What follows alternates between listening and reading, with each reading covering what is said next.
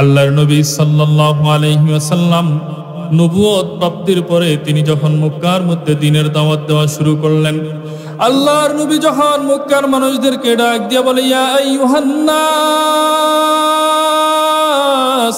কুলু লা ইলাহা ইল্লাল্লাহ তুফলিহুন। আল্লাহর নবী ডাক দিয়ে মক্কার মানুষেরা, আয় আয় তোমরা বলো লা ইলাহা ইল্লাল্লাহ, কামিয়াব হয়ে যাবে। আল্লাহর নবী ডাক দিয়ে বলে, তাআলাউ ইলা কালিমাতিন সাওয়াইন বাইনানা ওয়া বাইনাকুম। এ মক্কার মানুষেরা, এ আহলি কিতাব ইহুদিরা নাসারারা, আয় আয় আয় একটা কালেমার দিকে সকলে আসো, সকলে একটা বাক্যে একমত হও, কোনো বৈষম্য থাকবে না, সবাই এক কথার উপর আসো। আল্লাহ না'বুদা ইল্লাল্লাহ, আমরা আল্লাহ ছাড়া কারো ইবাদত করব না, ওয়ালা নুশরিকা বিহি শাইআ, আল্লাহর সাথে আর কাউকে আমরা শরীক করব না। সকলে এক কথার উপর আসো। কালো সাদা, ছোট বড়, লম্বা খাটো, পুরুষ মহিলা, আরব অনারব, সকলে এক কথার উপর আসো। আল্লাহ না'বুদা ইল্লাল্লাহ, আল্লাহ ছাড়া আর কারো ইবাদত আমরা করব না।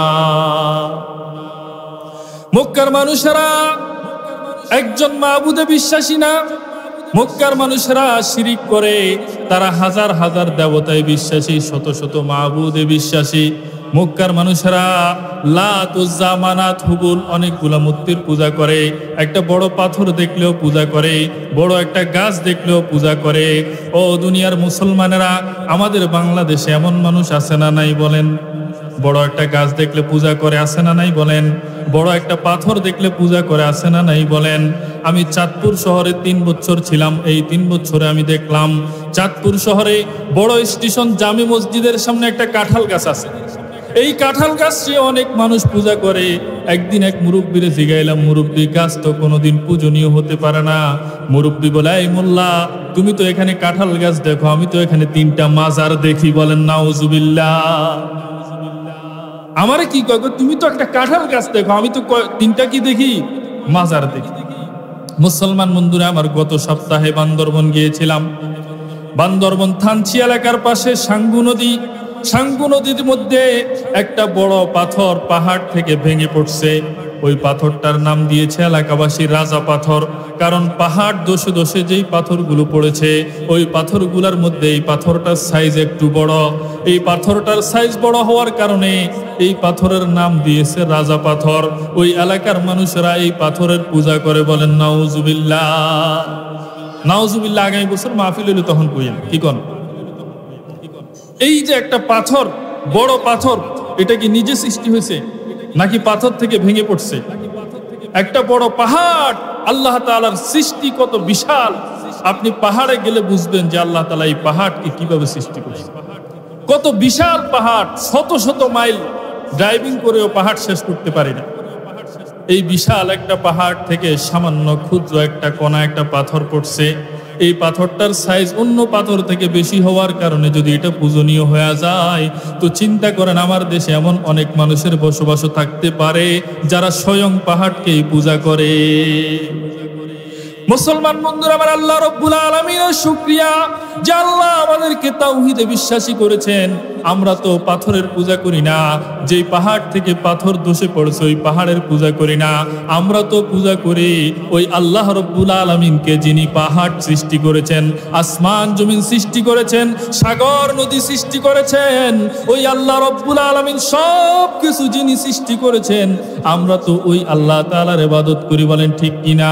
আল্লাহর নবী সাল্লাল্লাহু আলাইহি ওয়াসাল্লাম এক খোদার দাওয়াত দেওয়া শুরু করলেন, এক আল্লাহর দাওয়াত দেওয়া শুরু করলেন। বললেন, সকলে আসো, এক কালিমার দিকে আসো। আল্লাহ না'বুদা ইল্লাল্লাহ, আল্লাহ ছাড়া কারো ইবাদত হবে না, ওয়ালা নুশরিকা বিহি শাইআ, আল্লাহ ছাড়া আর কারো শিরিক, আল্লাহর সাথে কাউকে শিরিক করা যাবে না। মক্কার মানুষেরা এই কথা প্রথম শুনেছে। তারা মনে করছে, আর এটা আবার কেমন খোদা, যে খোদা একক। এবার আল্লাহর নবীরে জিজ্ঞাসা করে, হে মুহাম্মদ, তোমার যে খোদা, এই খোদার নসব বর্ণনা করো। এই খোদার বংশ পরিচয় বর্ণনা করো, এই খোদার পিতাকে মাতাকে, এই খোদার কোনো সন্তান আছে না নাই, একটু বংশ বিস্তার আমাদেরকে বলো। মুসলমান বন্ধুরা আমার, আল্লাহর নবী সাল্লাল্লাহু আলাইহি ওয়াসাল্লাম মক্কার ওই মুশরিকদের আজগুবি এই প্রশ্নের উত্তর আল্লাহর নবী কি দিবে? আল্লাহর নবী চুপ হয়ে গেলেন। আল্লাহর নবী সাল্লাল্লাহু আলাইহি ওয়াসাল্লাম তিনি তো নিজের থেকে কোনো কথা বলেন না। আল্লাহর নবী সাল্লাল্লাহু আলাইহি ওয়াসাল্লাম আল্লাহ রাব্বুল আলামিনের পক্ষ থেকে কি জবাব আসে আল্লাহর নবী অপেক্ষা করতেছে। আল্লাহ রাব্বুল আলামিন এজন্য কোরআনে কারীমের মধ্যে বলেন, ওয়া মা ইয়ানতিকু আনিল হাওয়া ইন হুয়া ইল্লা ওয়াহয়ুন ইউহা। আল্লাহ রাব্বুল আলামিন বলেন, আমার হাবিব তিনি তো নিজের থেকে কোনো কথা বলেন না। আমার হাবিব যেই কথা বলেন এই কথা হলো আল্লাহর পক্ষ থেকে ওহী। বলেন সুবহানাল্লাহ। আল্লাহর নবী এবার অপেক্ষায় আছে। আল্লাহর নবী সাল্লাল্লাহু আলাইহি ওয়াসাল্লাম নিজের থেকে কোনো জবাব দেন না। আল্লাহ রাব্বুল আলামিনের পক্ষ থেকে কি জবাব আসে এজন্য আল্লাহর নবী অপেক্ষায় আছে। ও দুনিয়ার মানুষেরা, আল্লাহর নবী সাল্লাল্লাহু আলাইহি ওয়াসাল্লাম তিনি কিন্তু উম্মি ছিলেন। আল্লাহর নবীর কোনো শিক্ষক ছিল না দুনিয়ার মধ্যে। আল্লাহর নবীর শিক্ষক হলেন স্বয়ং আল্লাহ রাব্বুল আলামিন। বলেন ঠিক কিনা? আল্লাহর নবী সাল্লাল্লাহু আলাইহি ওয়াসাল্লাম দুনিয়ার কোনো বিদ্যালয়ে যান নাই, দুনিয়ার কোনো স্কুল মাদ্রাসার মধ্যে যান নাই, কোনো ভার্সিটির মধ্যে আল্লাহর নবী পড়ে নাই। দুনিয়ার কোনো মানুষ যেন এই কথা বলতে না পারে যে মোহাম্মদ তো আমার ছাত্র, আমি মোহাম্মদ থেকে বড়। কারণ শিক্ষক সব সময় ছাত্র থেকে বড় হয়। বলেন ঠিক কিনা? ছাত্র যদি উকিল হয়ে যায়, ব্যারিস্টার হয়ে যায়, ডাক্তার হয়ে যায়, তারপরে আইসা ওই প্রাইমারির টিচারটারে দেখলে খুব নত হইয়া সালাম দেয়, ওস্তাদজির খবর নেয়। বলেন ঠিক কিনা? কারণ যদিও সে বর্তমানে একজন বড় ব্যক্তিত্ব, কিন্তু শিক্ষকের কাছে ওই ছাত্রটা ছোট না বড়। বলেন আল্লাহ রাব্বুল আলামিন এই হিকমতের কারণে আল্লাহর নবী সাল্লাল্লাহু আলাইহি ওয়াসাল্লামকে দুনিয়ার কোনো বিদ্যালয়ে যেতে দেন নাই, দুনিয়ার কোনো শিক্ষকের কাছে পাঠান নাই। আল্লাহ রাব্বুল আলামিন স্বয়ং নিজেই আল্লাহর হাবিবকে শিক্ষা দিয়েছেন। বলেন সুবহানাল্লাহ। আল্লাহর নবী সাল্লাল্লাহু আলাইহি ওয়াসাল্লাম এজন্য বলেন, আল্লামানি রব্বি ফাআহসানা তালিমি আদ্দাবানি রব্বি ফাআহসানা তাদিবি। আল্লাহর হাবিব বলেন, আল্লাহ রাব্বুল আলামিন আমাকে শিক্ষা দিয়েছেন, আমাকে ইলম শিক্ষা দিয়েছেন, এজন্য আমার ইলমটা বড় উৎকৃষ্ট। আল্লাহ রাব্বুল আলামিন আমাকে আদব শিক্ষা দিয়েছে, আখলাক শিক্ষা দিয়েছে, এজন্য আমার আখলাকটা বড় উৎকৃষ্ট। বলেন সুবহানাল্লাহ। আল্লাহর নবী সাল্লাল্লাহু আলাইহি ওয়াসাল্লামের আখলাক কেমন ছিল? আল্লাহর নবীর আখলাক কেমন ছিল? আল্লাহ রাব্বুল আলামিন স্বয়ং নিজেই আল্লাহর নবীর আখলাকের বিবরণ দিতে গিয়া বলেন, খুলুকুন আযীম। আল্লাহ রাব্বুল আলামিন কোরআনের মধ্যে বলেন, ওয়া ইন্নাকা লাআলা খুলুকিন আযীম। হে আমার হাবিব সাল্লাল্লাহু আলাইহি ওয়াসাল্লাম, আপনি উত্তম চরিত্রের অধিকারী, মহা উত্তম চরিত্রের অধিকারী। বলেন সুবহানাল্লাহ। যেই আখলাক, যেই আদব আল্লাহ শিক্ষা দিয়েছেন, এর থেকে উত্তম আর হতে পারে? বলেন। এই জন্য আল্লাহর নবী সাল্লাল্লাহু আলাইহি ওয়াসাল্লাম উত্তম চরিত্রের অধিকারী ছিলেন। আল্লাহর নবী সাল্লাল্লাহু আলাইহি ওয়াসাল্লাম খুলুকে আযীমের অধিকারী ছিলেন। আল্লাহর নবী খুলুকে আযীম, খুলুকে হাসানের অধিকারী ছিলেন। এই জন্য যদি প্রশ্ন করা হয় আল্লাহর নবী সন্তান হিসেবে কেমন ছিলেন, প্রশ্নের উত্তরে বলতে হবে আল্লাহর নবী একজন আদর্শ সন্তান ছিলেন। যদি বলা হয় আল্লাহর নবী কেমন পিতা ছিলেন, উত্তরে বলতে হয় আল্লাহর নবী সাল্লাল্লাহু আলাইহি ওয়াসাল্লাম শ্রেষ্ঠ একজন আদর্শবান পিতা ছিলেন। যদি বলা হয় আল্লাহর নবী সাল্লাল্লাহু আলাইহি ওয়াসাল্লাম কেমন শ্বশুর ছিলেন, উত্তরে বলতে হবে আল্লাহর নবী সাল্লাল্লাহু আলাইহি ওয়াসাল্লাম খুলুকে হাসানের অধিকারী উত্তম এবং শ্রেষ্ঠ একজন শ্বশুর ছিলেন। আল্লাহর নবী কেমন জামাই ছিলেন, আল্লাহর নবী উত্তম আদর্শের অধিকারী একজন শ্রেষ্ঠ জামাই ছিলেন। বলেন ঠিক কিনা? মুসলমান বন্ধুরা আমার, দুনিয়ার সব মানুষ থেকে সেরা আখলাক আল্লাহ রাব্বুল আলামিন আল্লাহর নবী সাল্লাল্লাহু আলাইহি ওয়াসাল্লামকে দিয়েছেন। আর এই শিক্ষা আল্লাহ রাব্বুল আলামিন স্বয়ং নিজেই দিয়েছেন। এই জন্য আল্লাহর নবী নিজ থেকে কোনো কথা বলেন না, আল্লাহর নবী নিজ থেকে কোনো উত্তর দেন না। আল্লাহর নবী আল্লাহর জবাবের অপেক্ষায়। ওয়া মা ইয়ানতিকু আনিল হাওয়া ইন হুয়া ইল্লা ওয়াহয়ুন ইউহা। বলেন সুবহানাল্লাহ। মুসলমান বন্ধুরা আমার, আল্লাহর নবী সাল্লাল্লাহু আলাইহি ওয়াসাল্লাম উত্তম চরিত্রের অধিকারী ছিলেন, উত্তম আখলাকের অধিকারী ছিলেন। এই জন্য আল্লাহ রাব্বুল আলামিন আল্লাহর হাবিব সাল্লাল্লাহু আলাইহি ওয়াসাল্লামকে আমাদের জন্য অনুসরণীয় বানিয়েছেন, আমাদের জন্য অনুকরণীয় বানিয়েছেন। আল্লাহ রাব্বুল আলামিন বলেন, লাকাদ কানা লাকুম ফি রাসূলিল্লাহি উসওয়াতুন হাসানা। আল্লাহ রাব্বুল আলামিন বলেন, আল্লাহর হাবিবের মধ্যে তোমাদের জন্য রয়েছে উত্তম আদর্শ, তোমাদের জন্য উত্তম আদর্শ আমার হাবিবের মধ্যে, মুহাম্মদুর রাসূলুল্লাহ সাল্লাল্লাহু আলাইহি ওয়াসাল্লামের মধ্যে। সরকারে মদিনা, তাজদারে মদিনা মুহাম্মদুর রাসূলুল্লাহ সাল্লাল্লাহু আলাইহি ওয়াসাল্লাম হলেন আমাদের জন্য আদর্শ, আমাদের জন্য নেতা। বলেন ঠিক কিনা? আমার আপনার নেতাকে বলেন মুহাম্মদুর রাসূলুল্লাহ সাল্লাল্লাহু আলাইহি ওয়াসাল্লাম বলেন আমার নেতা তোমার নেতা। বিশ্বনবী মুস্তাফা আমার নেতা তোমার নেতা। মুসলমান বন্ধুরা, আমার উত্তম চরিত্রের অধিকারী আল্লাহর হাবিব।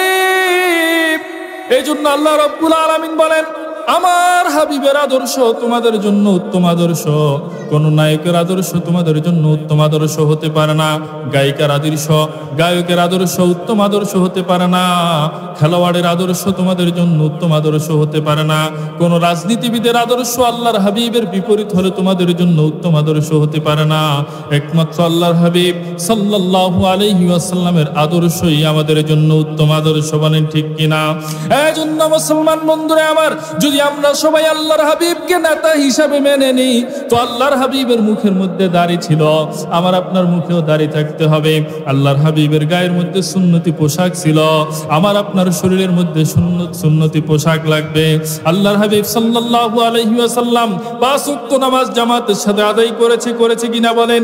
এই জন্য আমার আপনাকে প্রতিজ্ঞা নিতে হবে আল্লাহর হাবিবের নেতা, আল্লাহর হাবিবকে নেতা মেনে আমি যদি আল্লাহর হাবিবের অনুসরণীয় হয়, তো বাজান আজকে থেকে ওয়াদা করেন মুখের মধ্যে দাড়ি রেখে দিবেন, আজকে থেকে ওয়াদা করেন সুন্নতি লেবাস পরিধান করবেন, আজকে থেকে ওয়াদা করেন আল্লাহর হাবিবের আদর্শ অনুযায়ী জীবন যাপন করবেন। পারবেন না মালিকরা একটু 2 হাত তুলে দেখা দেন। আল্লাহু আকবার, লিল্লাহি তাকবীর, নারায়ে তাকবীর। দিন ইসলাম, কোরআন সুন্নাহর আলো ঘরে ঘরে জালো। वह मेरा नबी मेरा नबी मेरा नबी है, वह मेरा नबी मेरा नबी मेरा नबी है।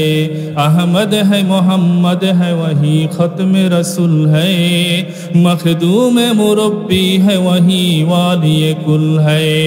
अहमद है मोहम्मद है वही ख़त्म रसूल है, मखदूम मुरब्बी है वही वाली कुल है। वह हाशमी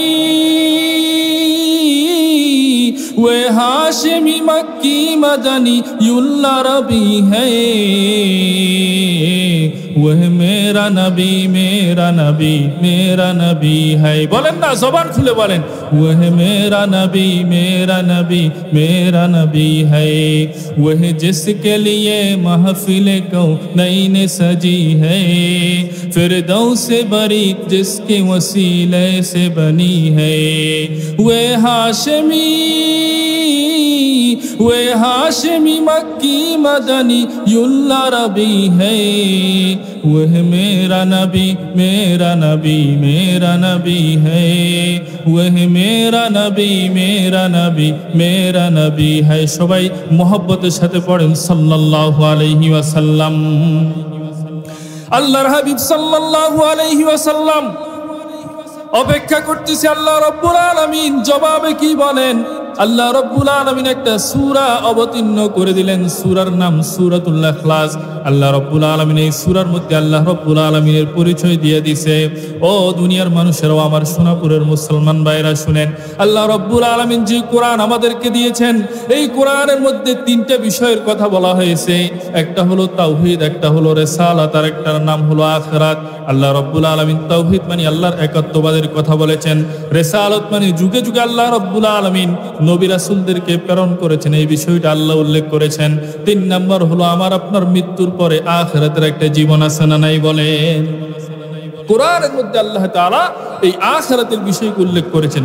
পুরা কোরআনের বিষয়বস্তুকে ভাগ করলে এই 3টা বিষয়ের মধ্যে পাওয়া যায়, তাওহীদ, আর একটা হলো রিসালাত, আর একটা কি বলেন আখিরাত। এই সূরাতুল ইখলাসের মধ্যে আল্লাহ রাব্বুল আলামিন কিসের উল্লেখ করেছেন বলেন? তাওহীদের উল্লেখ করেছেন। এই জন্য আল্লাহর নবী সাল্লাল্লাহু আলাইহি ওয়াসাল্লাম বলেন সূরাতুল ইখলাস তা'দিলু সুলুসুল কোরআন। আল্লাহর নবী সাল্লাল্লাহু আলাইহি ওয়াসাল্লাম বলেন এই সূরাতুল ইখলাসটা কোরআনের 3 ভাগের 1 ভাগ। বলেন সুবহানাল্লাহ।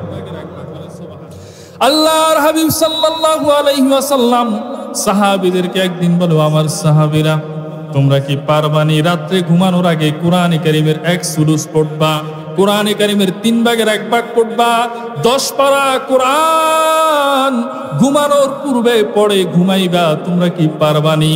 এবার আল্লাহর হাবিবের সাহাবীরা উত্তর দেয়, গো আল্লাহর হাবিব 10 পারা কোরআন ঘুমানোর আগে পড়া এটা তো আমাদের জন্য কষ্টকর। আল্লাহর নবী সাল্লাল্লাহু আলাইহি ওয়াসাল্লাম বলেন, ও আমার সাহাবীরা শোনো শোনো, অতি সহজ একটা আমল তোমাদেরকে বলে দিই। এই আমলটা যদি করো, ঘুমানোর আগে ছোট্ট একটা আমল করলে 10 পারা কোরআন তেলাওয়াত করার সমান সওয়াব আল্লাহ তোমার আমলনামার মধ্যে দিয়ে দিবে। এই আমলটা হলো সূরাতুল ইখলাস তেলাওয়াত করবা। ঘুমানোর পূর্বে একবার সূরাতুল ইখলাস তেলাওয়াত পারবেন নি বলেন? হাত তুলেন, কারা কারা পারবেন দেখি। মাহফিল তো অনেক হইতেছে আলহামদুলিল্লাহ, প্রত্যেকটা পাড়ায় মহল্লায় মসজিদে মাদ্রাসায় অলিতে গলিতে অনেক মাহফিল হচ্ছে, বক্তাদেরও ডায়েরি খালি নেই আলহামদুলিল্লাহ। এটা কিন্তু আবার একটা ভালো দিক আলহামদুলিল্লাহ, এটা একটা ভালো দিক। কারণ আগে এক সময় আপনাদের এই সকল অঞ্চলগুলোতে যাত্রাপালার গান হইতো, কি বলেন ঠিক কিনা? হয়েছে কিনা এরকম? মেলা হইতো, যাত্রাপালার গান হইতো। আলহামদুলিল্লাহ এখন মানুষ সচেতন হয়েছে, যুব সমাজ দ্বীন ইসলামের প্রতি ধাবিত হয়েছে। এই জন্য এখন প্রত্যেকটা পাড়ায় মহল্লায় মাহফিল হচ্ছে। এটা আমাদের জন্য খুবই খুশখবরি একটা বিষয়। কিন্তু কথা হলো আগে মাহফিল কম হতো, কিন্তু মাহফিল থেকে হেদায়েতের বিষয়গুলোকে বেশি দেখা যেত। আগে একটা হুজুর আসতো, সাধারণ উস্তাদ, কোনো সুর টুর ছিল না, গজল টজল শের আসার তেমন একটা গাইতো না। হুজুরে মাগরিবের পরে 1-1.5 ঘন্টা বয়ান করে মুনাজাত করে দিত। আর এই মুনাজাতের পরে মানুষগুলা হুজুরের সাথে মুসাফা করার জন্য ভিড় লেগে যেত। হুজুরের হাতে বাইয়াত গ্রহণ করে নিজের জীবনের অতীতের সকল গুনাহ খাতাকে বাদ দিয়া প্রত্যেকটা মানুষ পাক্কা ইমানদার হয়ে যেত। কি বলেন ঠিক কিনা? কিন্তু এখন মাহফিল অনেক হইতেছে, হেদায়েতটা কম দেখা যায়। এর কারণ কি জানেন? বলবো, আপনারা মনে কষ্ট নেবেন। আমরা মাহফিল শুনতে আসি কানসুক করার জন্য, কানসুক করার জন্য। ওই যে দাদা নাতির একটা কিচ্ছা আছে, আপনারা তো জানেন যে দাদা নাতি ওয়াজ শুনতে আসছে। ওয়াজ শুনতে আসার পরে যখন ওয়াজ শেষ হয়েছে, এখন দুজন আবার বাড়িতে যাবে, মাঝখানে একটা খাল পড়ছে। এখন দাদা পার হয়ে গেছে, কিন্তু নাতি দাঁড়ায় রয়েছে। দাদা কই, কিরে নাতি আসস না কেন? কই হুজুরে না বলছে হাঁটু থেকে নাভি পর্যন্ত এটা সতর, এটা ঢাকা ফরজ, এটা কোনোভাবেই খোলা যাবে না। এখন খাল পার হইতে গেলে তো লুঙ্গি কোমর পর্যন্ত উঠাইতে হয়, আমি এখন কিভাবে পার হব?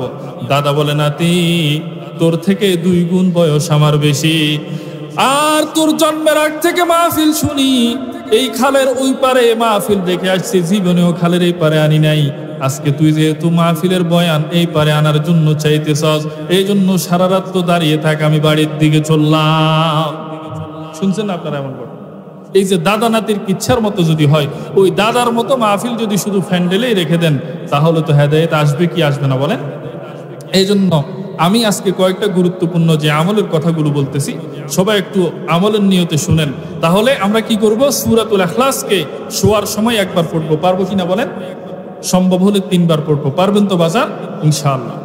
আরেকটা হাদিসের মধ্যে আসছে, কেউ যদি সূরাতুল ইখলাস 10 বার পড়ে, কয়বার? 10 বার পড়লে আল্লাহ তাআলা তার জন্য জান্নাতে একটা ঘর নির্মাণ করবে। বলেন সুবহানাল্লাহ। জান্নাতের ঘরগুলো কেমন হবে? জান্নাতের ঘরগুলো আল্লাহ রাব্বুল আলামিন এমন ভাবে তৈরি করবেন, একটা ইট হবে স্বর্ণের, একটা ইট হবে রূপার, আর মাঝখানে যে মশলাপাতি দিবে হবে মেশকো আম্বারের। বলেন সুবহানাল্লাহ। তাহলে জান্নাতের ঘর, এটা আমাদের দরকার আছে না নাই বলেন? তাহলে সূরাতুল ইখলাস 10 বার পড়বেন, পারবেন তো ইনশাআল্লাহ? হাতে গুনে গুনে সবার সময় পড়তে পারেন, যে কোনো সময় পড়তে পারেন। মুসলমান বন্ধুরা, আল্লাহ রাব্বুল আলামিন মক্কাবাসীদের প্রশ্নের উত্তরে, মক্কাবাসীরা যে আল্লাহর নসব জানতে চেয়েছেন, যে সূরা অবতীর্ণ করেছেন, সূরার নাম হলো সূরাতুল ইখলাস। আল্লাহ রাব্বুল আলামিন আল্লাহর বংশের পরিচয় দেন, কুল হুয়াল্লাহু আহাদ। হে পয়গম্বর, আপনি ঘোষণা করে দেন, দুনিয়ার মানুষদেরকে জানায়া দেন, আরবের মানুষদেরকে জানায়া দেন, আজমের মানুষদেরকে জানায়া দেন, কিয়ামত পর্যন্ত যত মানুষ আসবে সকলকে জানায়া দেন, হুয়াল্লাহু আহাদ, তিনি আল্লাহ, তিনি হলেন একক। তিনি কি বলেন? আল্লাহ এক, আল্লাহর সাথে কোনো শরীক নাই, কোনো শরীক নাই। মক্কার মানুষেরা যেহেতু প্রশ্ন করেছে আল্লাহর কোনো সন্তান আছে কিনা, আল্লাহর পিতামাতা আছে কিনা, আল্লাহ রব্বুল আলামিনের জন্য উত্তর দেন লাম ইয়ালিদ ওয়া লাম ইউলাদ। আল্লাহ রব্বুল আলামিন কারো থেকে জন্মগ্রহণ করেন নাই, আল্লাহ রব্বুল আলামিন থেকেও কেউ জন্মগ্রহণ করে নাই। মানে আল্লাহর পিতামাতাও নাই, আল্লাহর সন্তানও নাই, আল্লাহর ভাই বোন নাই, আল্লাহর স্বামী নাই, স্ত্রী নাই। আমাদের যেমন একটা বংশ পরাক্রম আছে, আল্লাহ রব্বুল আলামিনের ক্ষেত্রে এমন কিছুই নাই। এবার মক্কার মানুষদের মনে প্রশ্ন জাগতে পারে, তাহলে আমরা বুঝতে পারলাম আল্লাহর পরিচয় কি, যে আল্লাহ রব্বুল আলামিনের পিতাও নাই, মাতাও নাই, সন্তানও নাই। এখন যেহেতু তারা শিরকে বিশ্বাসী, তাদের নিকট অনেকগুলা খোদা থাকতে পারে। এই জন্য তাদের মনের ভিতরে একটা প্রশ্ন, সেটা হলো এরকম আল্লাহ কয়জন আছে? মানে যাদের পিতাও নাই, মাতাও নাই, সন্তানও নাই, এরকম আল্লাহর সমকক্ষ তিনার এই পজিশনে আর কতজন আছে? আল্লাহ রব্বুল আলামিন এই প্রশ্নের উত্তর দিয়া দেন ওয়ালাম ইয়াকুল্লাহু কুফুয়ান আহাদ। আল্লাহ রব্বুল আলামিন তিনি যেমন তিনার পিতা নাই, মাতা নাই, তিনার সন্তান সন্ততি নাই, এমন আল্লাহ শুধু একজন আছে, তিনার সমকক্ষ আর কেউ নাই। আল্লাহ রব্বুল আলামিন তিনি একক, বলেন ঠিক কিনা? এই জন্য মুসলমান বন্ধুরা আমার, এক আল্লাহে বিশ্বাসী হতে হবে, বলেন ঠিক কিনা? আল্লাহ রব্বুল আলামিনের সাথে অন্য কাউকে শরীক করা যাবে না, শিরিক ফি জাত করা যাবে না, শিরিক ফি সিফাত করা যাবে না। জাতের ক্ষেত্রে আল্লাহ যেমন একক, সিফাতের ক্ষেত্রে আল্লাহ রব্বুল আলামিন একক। ও দুনিয়ার মানুষের আমরা অনেকে আছি আল্লাহকে জাতের হিসেবে এক মনে করি, কিন্তু গুণাবলীর ক্ষেত্রে আল্লাহর বিশেষ গুণগুলো যেগুলো আল্লাহর সাথে খাস, এগুলার ক্ষেত্রে এসে আমরা আবার অনেক সময় অনেক মানুষকে আল্লাহর সাথে শরীক করে ফেলি। অনেকে মনে করে খাজা বাবার দরবারে গেলে সেখান থেকে ছেলে পাওয়া যায়, আছে না নাই বলেন? দীর্ঘদিন 10-12 বছর ডাক্তারের কাছে ঘুরাঘুরি করলাম, এখন আরেকজন পরামর্শ দিয়েছে বাইজিদ বোস্তামির মাজারে চলে যা, ওখানে বড় বড় কচ্ছপ আছে, যাই বিস্কুট টিস্কুট খাওয়াইবি, দেখবি যে কথা বুঝছেন। এগুলা শিরিক। এগুলা কি বলেন? সন্তান কে দেয় বলেন? আল্লাহ রব্বুল আলামিন সন্তান দেন, যাকে ইচ্ছা কন্যা সন্তান দেন, যাকে ইচ্ছা আল্লাহ পুত্র সন্তান দেন, যাকে ইচ্ছা দোনোটা দেন। ওয়ায়াজআলু মাইয়াশাউ আকিমা।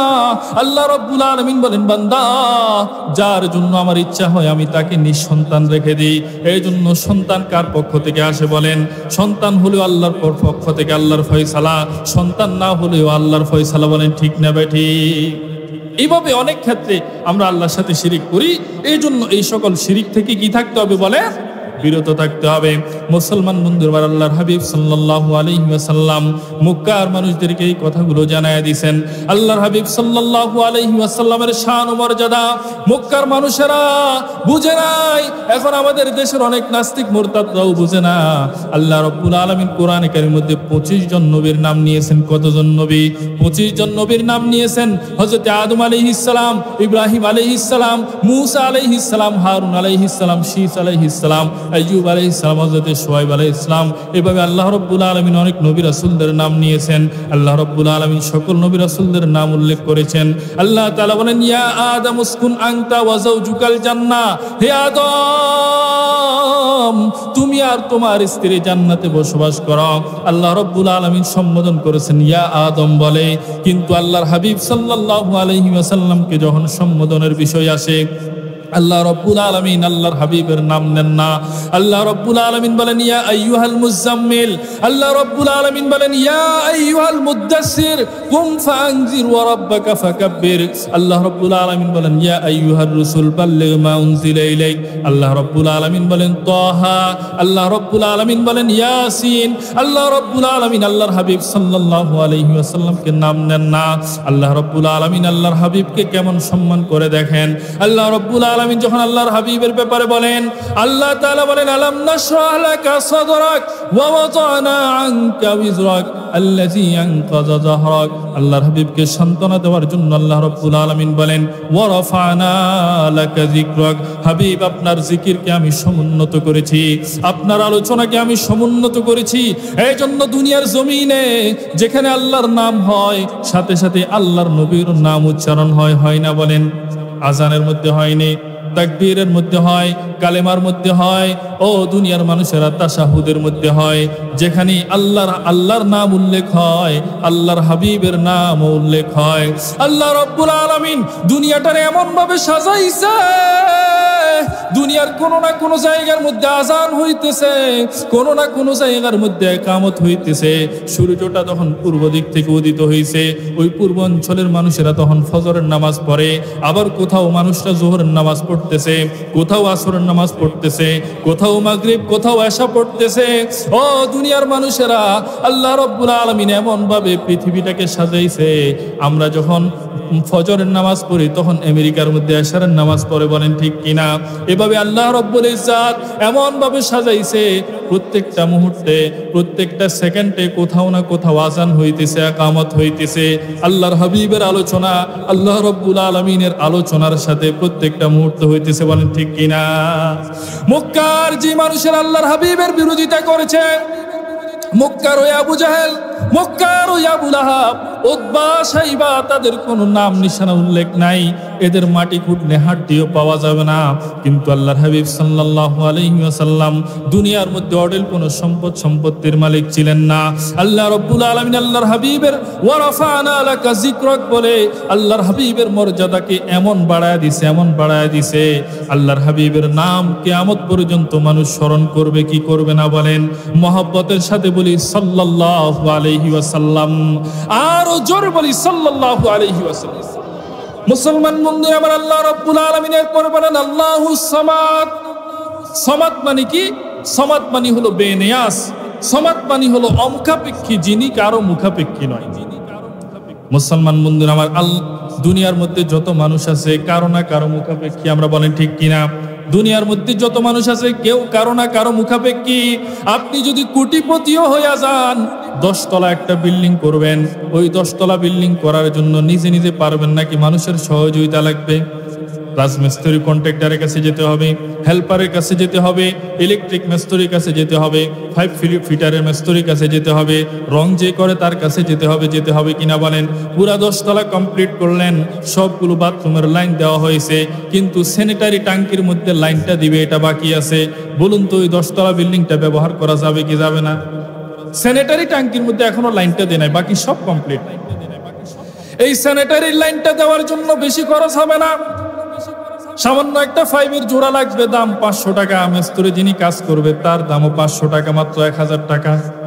এই 1000 টাকার কাজের জন্য ওই স্যানিটারিওয়ালার কাছে যেতে হয়, তাকে ফোন দিতে হয়, সে বলে আমার তো 1 সপ্তাহ খালি নাই, আগামী শনিবারে কাজ করে দিব। ওই বড় লোক বলে ঠিক আছে, 1 সপ্তাহ নয় 10 দিন পরে হইলেও কাজটা করে দাও, বলেন ঠিক কিনা? বড় লোক মানুষ 5 কোটি টাকা দামের গাড়ি নিয়ে আসছে, কিন্তু চাক্কাটা পাংচার হয়ে গেছে। এখন আপনাদের সোনাগাজী বাজারে চাক্কা নিয়ে গেছে, দেখে যে একটা সাধারণ লোক চাক্কা পাংচার হলে ঠিক করে। হিন্দু মানুষ অনেক সময় দেখা যায়, অথবা একজন মুসলমান মানুষ খুবই গরিব দরিদ্র, 50 টাকা 100 টাকার কাজের জন্য এই 5 কোটি টাকার গাড়ি দাঁড়ায় গেছে। মুখাপেক্ষী কিনা বলেন? তাহলে মানুষ কোনো না কোনো ভাবে মুখাপেক্ষী, কিন্তু আল্লাহ রাব্বুল আলামিন কারো মুখাপেক্ষী নয়। আল্লাহ রাব্বুল আলামিন কারো মুখাপেক্ষী নয়, দুনিয়ার সবাই আল্লাহর মুখাপেক্ষী। আমরা আল্লাহর মুখাপেক্ষী কিনা বলেন? আল্লাহ রাব্বুল আলামিন আমাদেরকে নিঃশ্বাস দিয়েছে, এই নিঃশ্বাস বন্ধ হয়ে গেলে আর বাঁচবেন কিনা বলেন? আল্লাহ রাব্বুল আলামিন চোখ দিয়েছে, নাক দিয়েছে, কান দিয়েছে, সর্বক্ষেত্রে আল্লাহ রাব্বুল আলামিনের মুখাপেক্ষী। আর যার কাছে সবাই মুখাপেক্ষী হয়, যিনি কারো মুখাপেক্ষী নয়, তিনি হলেন সামাদ, বলেন সুবহানাল্লাহ। আল্লাহ রাব্বুল আলামিন নিজের পরিচয় দেন আল্লাহুস সামাদ। আল্লাহ হলেন সামাদ। আল্লাহ তাআলা আসমান বানিয়েছেন, 7 আসমান। আল্লাহ রাব্বুল আলামিন জমিন বানিয়েছেন। আল্লাহ রাব্বুল আলামিন বলেন ইন্না যায়্যানাস সামাআদ দুনিয়া বিজিনাতিল কাওয়াকিব। আল্লাহ রাব্বুল আলামিন বলেন দুনিয়ার এই আসমানকে আমি নক্ষত্র দিয়া, তারকারাজি দিয়ে আমি সজ্জিত করেছি। আমরা যে সূর্য দেখি, এই সূর্য পৃথিবী থেকে 13 লক্ষ গুণ বড়, বলেন ঠিক কিনা? এই সূর্যকে আমরা দেখি, এটা প্রথম আসমানের নিচে। আমরা যে চন্দ্র দেখি, এই চন্দ্রটা পৃথিবীর 4 ভাগের 1 ভাগ। এই চন্দ্রটা প্রথম আসমানের নিচে। আকাশের দিকে তাকালে যে নক্ষত্র এত বড়, এত বড়, পৃথিবী থেকে 13 লক্ষ গুণ বড় সূর্য। এই সূর্যের মতো 11 মিলিয়ন সূর্য বিভিন্ন নক্ষত্রের মধ্যে ঢুকানো যাবে। মনে করেন যে ফুটবল আর ক্রিকেট বল, বেশ কম আছে না নাই বলে? একটা ফুটবলের মধ্যে কতটা টিকেটের বল ঢুকানো যাবে? এরকম ভাবে বিজ্ঞান বলতেছে আমরা যে নক্ষত্রগুলো দেখি, যে তারকাগুলো দেখি, এরকম তারকাও আছে যেখানে সূর্যের মতো 11 মিলিয়ন সূর্যকে ওই তারকার ভিতরে ঢুকানো যায়। বলেন সুবহানাল্লাহ। কার সৃষ্টি এটা বলেন? প্রথম আসমানের নিচে আল্লাহ রাব্বুল আলামিন এগুলো রেখেছেন। আল্লাহ বলেন এগুলা কেন রেখেছি? ইন্না যায়্যানাস সামাআদ দুনিয়া বিজিনাতিল কাওয়াকিব। বান্দারে তোমাদের জন্য, সব তোমাদের জন্য, তোমাদের জন্য এই আকাশটাকে আমি সাজানোর জন্য করেছি। এই প্যান্ডেলটাকে যেমন লাইট দিয়ে সাজানো হয়েছে, আল্লাহ রাব্বুল আলামিন বলেন বান্দা তোমাদের জন্য আমি আল্লাহ দিনে সূর্যের ব্যবস্থা রেখেছি, রাত্রিবেলা চাঁদের ব্যবস্থা রেখেছি, আকাশে তারকার ব্যবস্থা রেখেছি, যাতে পথ চলতে তোমাদের জন্য সুযোগ হয়, সহজ হয় তোমাদের জন্য। ওই জাহাজের নাবিকেরা এখনো তারকা দেখে পথ চলে। বলেন সুবহানাল্লাহ। আল্লাহ রাব্বুল আলামিন পাহাড় সৃষ্টি করেছেন, নদ নদী সৃষ্টি করেছেন, এই বিশাল পৃথিবী আল্লাহ রাব্বুল আলামিন সৃষ্টি করেছেন। কোনো মানুষের সহযোগিতা লাগে নাই, কোনো মানুষের কাছে আল্লাহ রাব্বুল আলামিন ফোন করা লাগে নাই। এই জন্য তিনি হলেন সামাদ। বলেন ঠিক কিনা? তাহলে আল্লাহ রাব্বুল আলামিন কিভাবে সৃষ্টি করে? আল্লাহ সৃষ্টি করলে যে রাজমিস্ত্রি লাগে না, রাজমিস্ত্রি কন্ট্রাক্টর লাগে না, ইলেকট্রিশিয়ান লাগে না, 5 ফিটার মিস্ত্রি লাগে না, তাহলে কিভাবে হয়েছে? আল্লাহ রাব্বুল আলামিন বলেন ইন্নামা আমরুহু ইযা আরাদা শাইআন আইয়াকুলা লাহু কুন ফায়াকুন। আল্লাহ রাব্বুল আলামিন বলেন আমার বিষয়গুলো হলো এমন, আমি যে এত কিছু সৃষ্টি করি আমার বিষয়গুলো কেমন জানোনি? আল্লাহ তাআলা বলেন আমার বিষয়গুলো হলো এমন, আমি যখন কোনো কিছু সৃষ্টি করার ইচ্ছা করি আমি শুধু কোন বলি, সাথে সাথে সৃষ্টি হয়ে যায়। বলেন সুবহানাল্লাহ। তাহলে আল্লাহ রাব্বুল আলামিনের তিনি সমাদ। সমাদ মানে বুঝলেন তো যে তিনি এই বিশাল সুনিপুণ এই পৃথিবী, আসমান, জমিন, গ্রহ, নক্ষত্র সব কিছু সৃষ্টি করতে আল্লাহ তাআলা কারো মুখাপেক্ষী নয়, তিনি নিজে নিজেই সৃষ্টি করে ফেলেন। মুসলমান বন্ধুরা আমার অতএব বুঝতে হবে আল্লাহ রাব্বুল আলামিন হলেন সমাদ। আল্লাহুস সামাদ, লাম ইয়ালিদ ওয়া লাম ইউলাদ ওয়া লাম ইয়াকুল লাহু কুফুয়ান আহাদ। আল্লাহ তাআলার কোনো সন্তান নাই, আল্লাহ তাআলার কোনো পিতামাতা নাই, আল্লাহ তাআলার কোনো সমকক্ষ নাই। ওই আল্লাহ রাব্বুল আলামিনের বিধান মানতে হবে কি মানতে হবে না? বলেন। আল্লাহ রাব্বুল আলামিনের বিধান আমরা মেনে চলবো। আল্লাহ রাব্বুল আলামিনের বিধান মেনে চলতে হলে আল্লাহর নবী সাল্লাল্লাহু আলাইহি ওয়াসাল্লামকে নেতা হিসেবে মানতে হবে। আল্লাহর নবী সাল্লাল্লাহু আলাইহি ওয়াসাল্লামকে নেতা হিসেবে মানলে লাভ কি শুনেন? আল্লাহর নবী সাল্লাল্লাহু আলাইহি ওয়াসাল্লামকে মানার কারণে সাহাবায়ে কেরাম দুনিয়ার মধ্যে জান্নাতের সার্টিফিকেট পেয়ে গেছে। আল্লাহর নবী সাল্লাল্লাহু আলাইহি ওয়াসাল্লাম দুনিয়ার মধ্যে বলেন আবু বকর ফিল জান্নাহ, ওমরুন ফিল জান্নাহ, উসমান ইবনে আফফান ফিল জান্নাহ। আল্লাহর নবী সাল্লাল্লাহু আলাইহি ওয়াসাল্লাম ওই সাহাবীদেরকে দুনিয়ার মধ্যে জান্নাতের সুসংবাদ দিয়ে দিয়েছে। আবু বকর রাদিয়াল্লাহু তাআলা আনহু জান্নাতের সুসংবাদ প্রাপ্ত সাহাবী, কিন্তু কেমন কাঁদে জানেন নে? আবু বকর সিদ্দিক যখন রাস্তা দিয়ে হেঁটে যায় গাছের দিকে তাকিয়ে বলে ইয়া লাইতানি কুনতু শাজারা, ইয়া লাইতানি কুনতু ওয়ারাকা, ইয়া লাইতানি কুনতু তুরাবা। আবু বকর ডাক দিয়ে বলে হায় আফসোস, যদি আমি গাছ হইতাম, যদি গাছের পাতা হইতাম, যদি আমি মাটি হইতাম, তাহলে এই দুনিয়ার হায়াত শেষ হয়ে সব শেষ হয়ে যেত। কাল কিয়ামতের ময়দানে আমার হিসাব নিকাশ হতো না, আমার জন্য জান্নাত জাহান্নামের বিষয়টাও সামনে আসতো না। হযরত ওমর রাদিয়াল্লাহু তাআলা আনহু আল্লাহর নবী জান্নাতের সুসংবাদ দিয়েছেন দুনিয়াতে। হযরত ওমর এমন কাঁদে, কাঁদতে কাঁদতে ওমরের চোখের নিচ দিয়া কালো দাগ পড়ে গেছে, চোখের পানি পড়তে পড়তে। আল্লাহর নবীর অন্য সাহাবীরা বলে আমিরুল মুমিনিন মুখের মধ্যে একটু মলম লাগান, কারণ চেহারার মধ্যে কালো দাগটা সুন্দর দেখা যায় না। ওমর রাদিয়াল্লাহু তাআলা আনহু বলে হে দুনিয়ার মানুষেরা, কেন কাঁদি জানোনি? এই জন্য কাঁদি, যখন আল্লাহর কাছে যাব আল্লাহ রাব্বুল আলামিন যদি বলে ওমরকে নিয়ে আসছো, তখন যেন বলতে পারি আল্লাহ তোমার ভয়ে কাঁদছি, এই কাদার একটা চিহ্ন নিয়ে আসছি, এই জন্য মলম লাগাবো না। আল্লাহর নবী সাল্লাল্লাহু আলাইহি ওয়াসাল্লাম দ্বীন ইসলামের জন্য আমাকে আপনাকে জাহান্নাম থেকে বাঁচানোর জন্য কেমন কোরবানি করছেন জানেননি? আল্লাহর নবী যখন যায়েদ ইবনে হারেসাকে নিয়ে তায়েফের ময়দানে গেল, ওই তায়েফের শিশুদেরকে তায়েফবাসী লেলিয়ে দিল, পাথরগুলো তাদের হাতের মধ্যে দিল, ওই রাবারের গুলেল হাতের মধ্যে দিয়ে বলে মক্কা থেকে একটা পাগল আসছে, ওই পাগলটারে তোমরা পাথর নিক্ষেপ করো। ওই তায়েফের শিশুরা, তায়েফের যুবকেরা, তায়েফের বৃদ্ধরা চতুর্দিক থেকে আল্লাহর নবীরে ওই রাবারের গুলেল দিয়া পাথর মারে। ওই পাথরগুলো আল্লাহর নবীর শরীরের মধ্যে পড়ে, আর শরীরের চামড়া ফেটে ফেটে পাথরগুলো শরীরের মধ্যে গেঁথে যায়, শরীরের মধ্যে রক্তে রঞ্জিত হয়ে যায়। ও দুনিয়ার মানুষেরা, আল্লাহর নবীর পুরা শরীরটা রক্তে রঞ্জিত, রক্ত পড়ে পড়ে আল্লাহর নবীর জুতা পায়ের সাথে লেগে গেছে। আল্লাহর নবী দৌড়ায়, যায়েদ ইবনে হারেসা আল্লাহর নবীর সেভ করার জন্য চেষ্টা করে, কিন্তু চতুর্দিক থেকে পাথর আসে। যায়েদ ইবনে হারেসা কই দিক থেকে আল্লাহর নবীর বারণ করবে, আল্লাহর নবীর কই দিক থেকে ঠেকাবে। আল্লাহর নবী পাথরের আঘাতে বেহুশ হয়ে পড়ে যায়। বেহুশ হয়ে অনেকক্ষণ পড়ে থাকার পরে আবার যখন হুঁশে আসে, ওই তায়েফের শিশুরা আমার আপনার নবীরে আবার পাথর নিক্ষেপ করে। আল্লাহর নবী উঠে দৌড়ায়, আবার পাথর নিক্ষেপ করে, আবার বেহুশ হয়ে পড়ে যায়। আল্লাহর নবী উঠে আবার পাথর নিক্ষেপ করে। ও দুনিয়ার মানুষেরা, একটু চোখের পানি ফেলে দাও, আল্লাহর নবীর মোহাব্বতে চোখের পানিটা একটু ফেলে দাও। আল্লাহকে যেন কাল কিয়ামতের ময়দানে বলতে পারো, আল্লাহ তোমার হাবিবকে দেখি নাই, কিন্তু সোনাপুর মাহফিলের প্যান্ডেলে বসে তোমার হাবিবের আলোচনা শুনে তুই ওটা চোখের পানি ফেলেছি। ফেরেশতারা ডাকতে বলে, আল্লাহ তোমার কি দয়া লাগে না, মায়া লাগে না? তোমার হাবিবরে যে এত কষ্ট দিতেছে, আল্লাহ তোমার কি দয়া হয় না? আল্লাহ রাব্বুল আলামিন বলে, জিবরাইল যা, আমার হাবিবের কাছে যা। আমার হাবিব যদি পারমিশন দেয়, তায়েফের দুই পাশের পাহাড়কে আমি মিলেয়া টক্কর দিয়া ঠাস ঠাস করে তায়েফবাসীকে শেষ করে দিব। আল্লাহর নবী সাল্লাল্লাহু আলাইহি ওয়াসাল্লাম বলে, ভাই জিবরাইল না না না না, এমন হবে না, এমন করা যাবে না। যদি তায়েফবাসীকে ধ্বংস করে দেয়, আমি দাওয়াত পৌঁছাবো কার কাছে? আমি কালিমার দাওয়াত নিয়ে যাব কার কাছে? কার দ্বারে কালিমার দাওয়াত নিয়ে ছুটবো? আজকে তায়েফবাসী আমাকে চিনে নাই, আমাকে বুঝে নাই, জানে নাই। হতে পারে তায়েফবাসীর বংশধর এমন কিছু লোক আসবে যারা আমাকে মানবে, ইসলামকে কবুল করবে। বলেন সুবহানাল্লাহ। আল্লাহর নবী সাল্লাল্লাহু আলাইহি ওয়াসাল্লাম দুনিয়া থেকে বিদায় নিয়ে চলে গেলেন। একদিন আমাকে আপনাকে বিদায় নিতে হবে কিনা বলেন? একদিন আমাকে আপনাকে বিদায় নিতে হবে।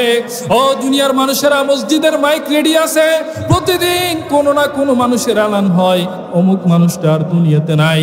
একদিন কিন্তু আমার আপনার মাইকের মধ্যে এলানটা হয়ে যাবে, মুয়াজ্জিন সাহেব মাইকটা চালু করে ডাক দিবে, সোনাপুর নিবাসী অমুকের ছেলে অমুক আর নাই। বলবে কি বলবে না বলেন? ও দুনিয়ার মানুষের, একদিন আমার আপনার খবর চলে আসবে। একজন চলে যাবে, একজন সোনাগাজী চলে যাবে কাফনের কাপড় কেনার জন্য, দুই তিনজন চলে যাবে কবর খুঁড়ার জন্য, কেউ চলে যাবে বাঁশঝাড়ে বাঁশ কাটার জন্য। ও দুনিয়ার মানুষেরা, গরম পানি দিয়ে গোসল করে আর তিনখানা কাপড়ের মধ্যে প্যাকেট কইরা আমাকে আপনাকে ওই খাটিয়ার মধ্যে উঠায়া ওই মিফতাহুল উলুম মাদ্রাসার মধ্যে নিয়ে যাবে জানাজা পড়ানোর জন্য। মানুষেরা জানাজা পড়বে, কেউ বলবে লোকটা ভালো ছিল, কেউ বলবে লোকটা খারাপ ছিল। এরপরে আমার আপনার গন্তব্য কবর, ওই কবরের মধ্যে আমাকে আপনাকে শোয়া দেওয়া হবে।